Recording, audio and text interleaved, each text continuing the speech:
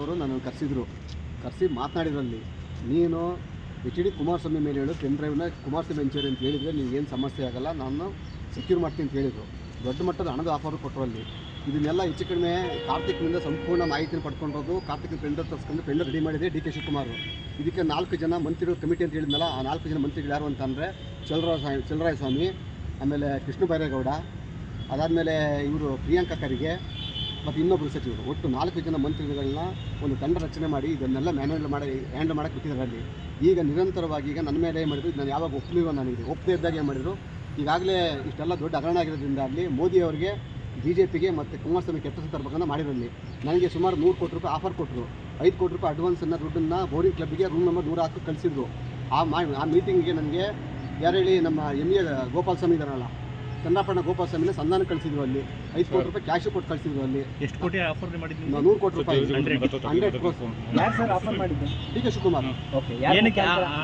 ಅವ್ರು ಹೇಳಿದ್ದು ಒಟ್ಟಲ್ಲಿ ದೇಶದಲ್ಲಿ ಮೋದಿ ಅವರಿಗೆ ಕಳಂಕ ತರಬೇಕಲ್ಲಿ, ಮೋದಿಯವರು ಈ ಅಶ್ಲೀಲ ರಾಸಲೀಲೆ ವಿಡಿಯೋದಲ್ಲಿ ಪ್ರಮುಖ ನಾಯಕರು ಅಂತೇಳಿ ಮೋದಿನ ಬಿಂಬಿಸಬೇಕು, ಅಲ್ಲಿ BJP ಕೆಟ್ಟ ತರಬೇಕಂತ ಮಾಡಿದ್ದಲ್ಲಿ DK ಶಿವಕುಮಾರ್ ಅವರು ಮೇನ್ ಉದ್ದೇಶ ಅಂತ ಅಂದರೆ ಇವ್ರನ್ನ ಹೇಳಿ HD ಕುಮಾರಸ್ವಾಮಿನ ರಾಜ್ಯದಲ್ಲಿ ನಾಯಕತ್ವ ಹಾಳು ಮಾಡಬೇಕು ಅಂತೇಳಿ ಇದು ಹೇಳಿದ್ರಲ್ಲಿ ಇದು ಸತ್ಯ. ಅದು ಈಗಾಗಲೇ ಯಾವಾಗ ನಾನು ಒಪ್ಪದೇ ಇದ್ದಾಗ ಮಾಡಿದ್ರು, ಫಸ್ಟ್ ಅಟ್ರಾಸಿಟಿ ಕೇಸ್ ಫಿಕ್ಸ್ ಮಾಡಿದ್ರು.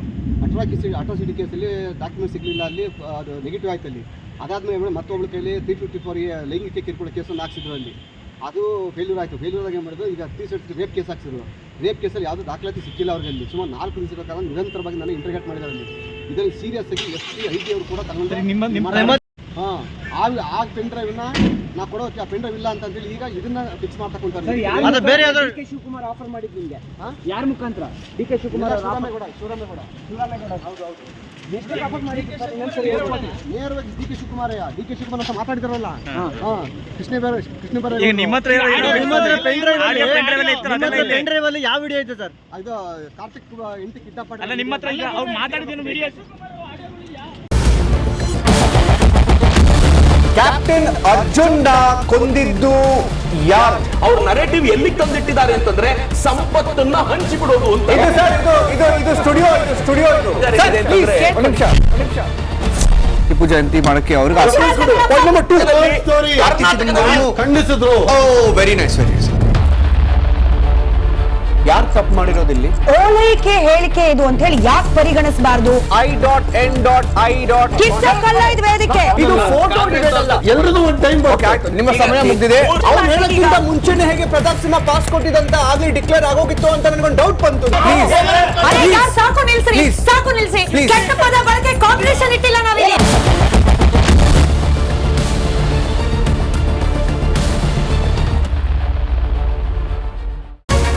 ರಿಪಬ್ಲಿಕ್ ವರ್ಡ್ ಆಪ್ ಇದು ಕೇವಲ ಅಪ್ಲಿಕೇಶನ್ ಅಲ್ಲ, ಸಮಗ್ರ ಸುದ್ದಿಗಳ ಸಂಪರ್ಕ ಮಾರ್ಗಕ್ಕೆ ಕ್ರಾಂತಿಕಾರಿ ಬದಲಾವಣೆ. ರಿಪಬ್ಲಿಕ್ ವರ್ಡ್ ಆಪ್ ಕೇವಲ ಸುದ್ದಿ ಅಪ್ಲಿಕೇಶನ್ ಪರಿಚಯಿಸ್ತಾ ಇಲ್ಲ, ಬದಲಾಗಿ ಡಿಜಿಟಲ್ ಸುದ್ದಿ ಬಳಕೆಯ ಹೊಸ ಯುಗಕ್ಕೆ ನಾಂದಿ ಹಾಡ್ತಾ ಇದೆ. ಇದೊಂದು ಬ್ರೇಕಿಂಗ್ ನ್ಯೂಸ್, ಪ್ರಭಾವಶಾಲಿ ಕಾರ್ಯಕ್ರಮಗಳಿಗೆ ಗಟ್ಟಿಯಾದ ನ್ಯೂಸ್.